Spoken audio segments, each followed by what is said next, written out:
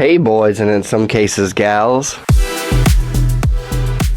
In this video, I want to talk about how the culture war is shifting. This video is not about culture shifting. It's not about culture war, but it's about culture war shifting. And this is happening because of three reasons. This is because of a revived interest in American politics, the combination of technology, public discourse, and information, and a very complicated element of shifting alliances. And when we get to shifting alliances, I'm going to have to actually define conservative and liberal, and then how sports were invented just to distract people from American politics. Just kidding. Three reasons the culture war is changing. Let's go.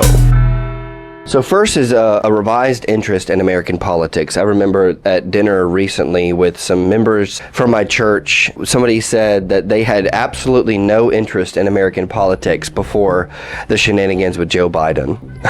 That after he was pulled from the campaign, she was like, oh my goodness. I think I'm going to go into politics. I think she said politics or journalism. I think that's like happening at a very wide scale now, where people they pick up on like forms of deception, lies, tweaking information, and they go, what else is going on here under the hood? And that has just ramped up. I feel like anybody that was on the fence before, that was like, had strong division over things like COVID, and they were just kind of sitting on the fence, are no longer on the fence. I mean, increasingly, people are just not on the fence anymore. It started to shift from which party most aligns with my values to which party do I most trust. And I think that you can see this in a shift away from single issue voting, like, oh, I'm going to vote for this candidate because they are anti-abortion, in a way that sits well with my conscience. But then you had a lot of conservatives who divided over Trump because he was not anti-abortion in the way that they wanted. But then you started to see this rift in the conservative party where people were basically arguing like you can't vote for a candidate primarily because of their position on one single issue. Or you could take wokeness, for example. Wokeness, like 5 years ago, was kind of edgy. Apple, nope. Google, no change. IBM, no change. Microsoft, no change. Xbox, no change. Disney, no change. Target, no change. Starbucks, even Starbucks roached out on the gays? We're not as concerned about wokeness. We're moving forward to the issues past that we're more concerned with. That is tied up in voting for a party that most aligns with your values and voting for a party that you feel like you can trust more. But increasingly people are like, but you can't trust either party. But interestingly, we are becoming more single issue in this sense that certain issues are becoming sticking points now for all of the other issues. Are you still talking about Jeffrey Epstein? This guy's been talked about for years. I can't believe you're asking a question on Epstein at a time like this. Release the list. Seriously, we need to release the Epstein list. That is an important thing. What's that? Whether he's playing 4D chess or not, I'm just saying that is what happened. He said what he said, and it was a dig at his base. You know what, Trump? I'm glad the Democrats aren't in, and I like a lot of the success you're having, and we're all having together. Been a big cheerleader when I agree with what you're doing. But if I'm being excommunicated, let me be clear, I was never in your church to be excommunicated. If you start saying I'll excommunicate people, well, you either agree with everything I do and don't question things, or you're not in our club, I don't want you. Well, that kind of sounds like a thoroughbred cult to me. Hey, Editing Bob here, and I just wanted to pop in and say that I do realize that Trump has just announced he told Bondi to release whatever she thinks is credible. I don't even believe this, bro. Like,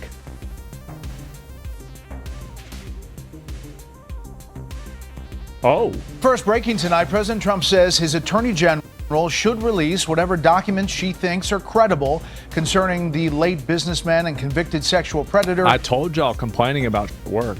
Like, they're gonna release some bull. Like, for a fact they're gonna release some bull.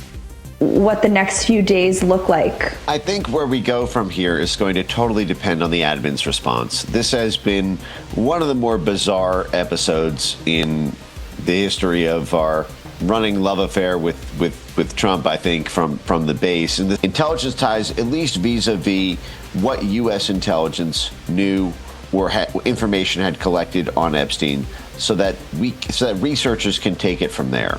But we need an answer on that. I don't think anyone's letting it go. It's only going to get worse. That doesn't change anything that I want to say in this video. My analysis near the end, defining liberal and conservative, all stands. Because no matter what comes out, it's always still going to just constantly be crazy. It's going to be nuts. So because of all of this, the Republican and Democrat framing seems more and more silly. I think I saw John Harris say that we are ripe for a Caesarean figure. In the end, the last man standing in MAGA is Ben Shapiro. Not Elon Musk, not Alex Jones, not Nick Fuentes, not Candace Owens, not Tucker. If Donald Trump has one supporter, his name is Ben Shapiro. If Donald Trump has no supporters, then Ben Shapiro has died. So institutions are being processed by the people on the internet. We'll get back to this, but this revived interest in American politics plus technology and free speech gets people talking about the institutions and their corruption, their trustworthiness, their values, and the internet is the wild, wild west. So this gets us to the issue of technology, information, and public discourse. So you have information, and those are the facts of what is. Then you have people's opinions and their speech about those issues. I mean, that's like a 1984 issue. Can they speak? But then you have the medium by which the issues are communicated. And when you pull all those things together, of course, it is a wild, wild west of information. I think it's a tornado, it's a hurricane of information. Hey, he was on an island with 25-year-old models, probably. 15, 16-year-olds? That's not Donald Trump. It's not Donald Trump. I don't believe that. Do you? I say that's no way that's true. So yeah, they're not even hiding it anymore at this point. This whole thing was a ruse by the Trump administration to pretend that they were taking on the deep state when in fact they are the deep state. Donald Trump and I have been dating since 2016, and I'm in love with him. I love you, Donald. Yep. Oh, God. Oh, it's breaking in the Wall Street Journal. In the Epstein, Ghislaine Maxwell case, I guess, oh my God, it's breaking. This was in the file. How did they get this? That's a real photo. So 30 minutes before I went on air, I made this up. This is fake. This isn't true. But at least I showed it to you. At least I showed you something. But something like this, we now know, was slipped in by Maureen Comey when she ran the show trial. But this is why I think that Huxley and Orwell are both correct. We live in a 1984 and Brave New World. I mean, the dumbest thing that you can possibly do is put everybody in their houses with the internet and say, you're a murderer if you leave your house for the next 2 weeks. And oh, by the way, here's the internet.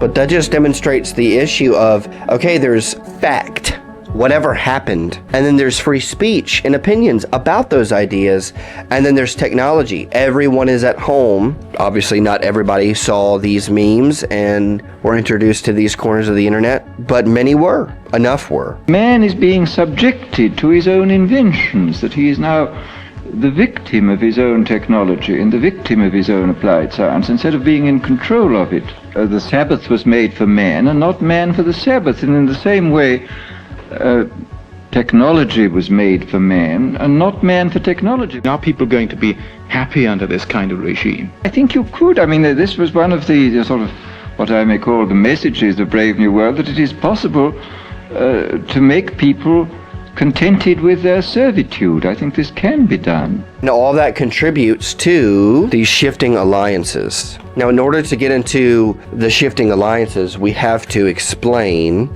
a couple of terms. As I talk about all of this, I'm relying heavily on David Van Drunen and his book, Politics After Christendom. Now, David Van Drunen identifies as a conservative liberal. Before you freak out, he distances himself from liberalism as an ideology, a philosophy, a worldview, and this is how he defines liberalism. He says that classical liberalism is a polity which accepts those with diverse metaphysical convictions and who pursue different end goals. It is a political arrangement. And what does metaphysical mean? It's a branch of philosophy that explores the fundamental questions about reality, existence, and knowledge, often beyond what is directly observable or measurable by the senses. In other words, and David Van Drunen says this in the book, that it's moral, metaphysical, religious convictions. In other words, you can have a Christian and an atheist in this liberal political arrangement. This is nothing to say about Jean-Jacques Rousseau or Karl Marx or anything like that, except the fact that people are different.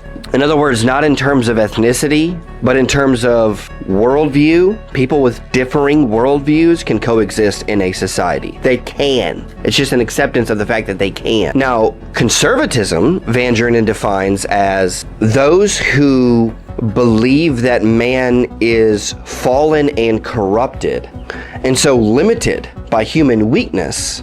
And because of this, they pursue wisdom. They pursue knowledge that is outside of them in a shared society with older generations in it that can help them navigate human corruption. So if in classical liberalism there would be an assumption about human ignorance, in conservatism there is an assumption about human corruption and fallibility. Now both liberals and conservatives using these definitions can accept the idea of natural law and moral order. There is a desire for order. Of course, when you define liberalism as a political arrangement, of course there needs to be order and there needs to be an assumption on morality.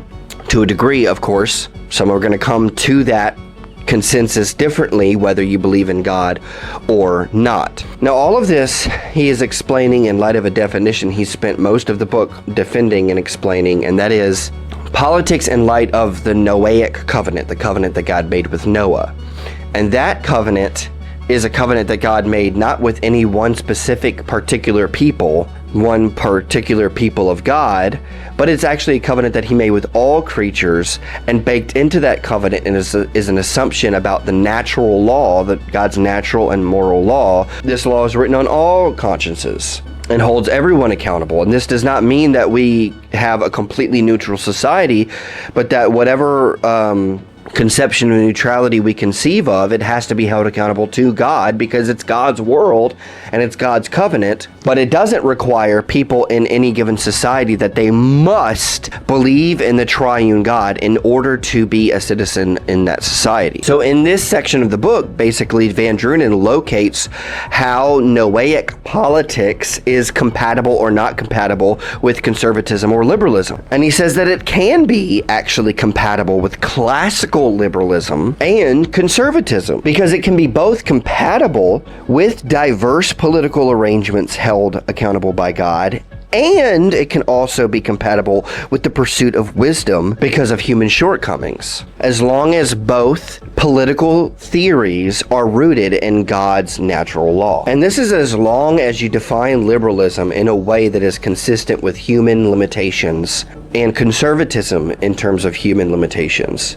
That, classical liberalism is going to say that humans are limited in their ignorance by their ignorance, but conservatives are going to say that humans are limited by their corruption. For a classical liberal, it's a commitment to a society structured around this diversity of metaphysical convictions. But conservatism doesn't require that. Conservative liberalism doesn't require specific metaphysical convictions for citizenship, but it doesn't require diversity in order for that society to be formed. And here's some things that, if you're comfortable combining both of those terms, that they share in common. It seems to me that both are concerned with good order. It seems to me that both have cousin views of humanity, corruption, and ignorance, to the point that it seems to me that both of these can rightly be distinguished from progressivism or nationalism. Identity politics. It is the more intersections you have, the more the other power groups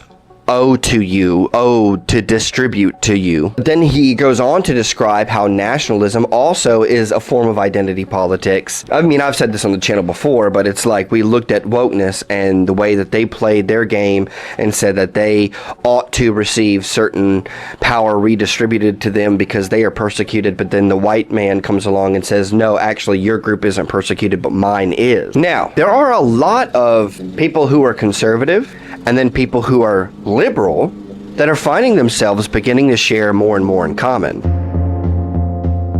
And they don't quite have the language to express what exactly is happening. And I know certainly I have not given all the answers for what is happening, but what I am trying to do is give some terms and definitions to maybe give us a little bit more effective language to help identify where I'm at and where someone else is. With all the idiosyncrasies and differences between someone like Charlie Kirk and a Joe Rogan. I was 100% a left-leaning person who lived in Los Angeles. I was 100%. I never voted Republican my whole life. I was very left-leaning. They've got videotape, and all of a sudden they don't.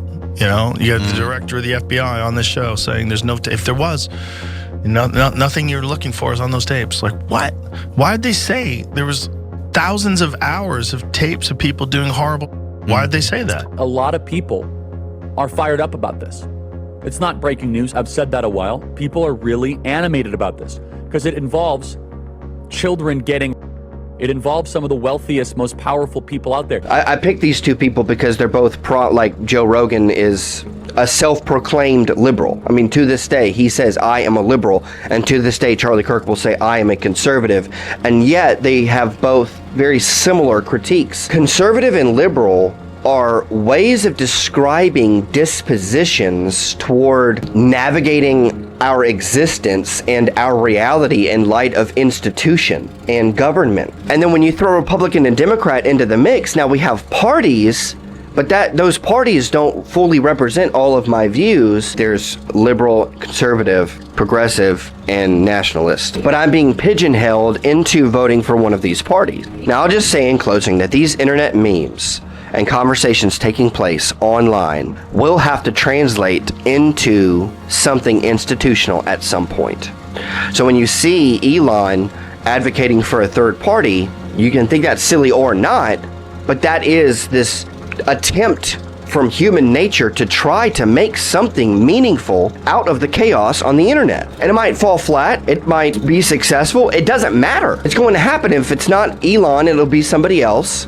There is a continual disenfranchisement with the two-party system, and I know that many advocate that this is the way that it must be. That angst will have to be dealt with. I know I really haven't said much about the Baptist faith in this video. My main goal was really just to explain what is happening. But for conservative evangelicals, I mean, I would direct you to go and consider some of my other videos that I have touched on Baptist polity.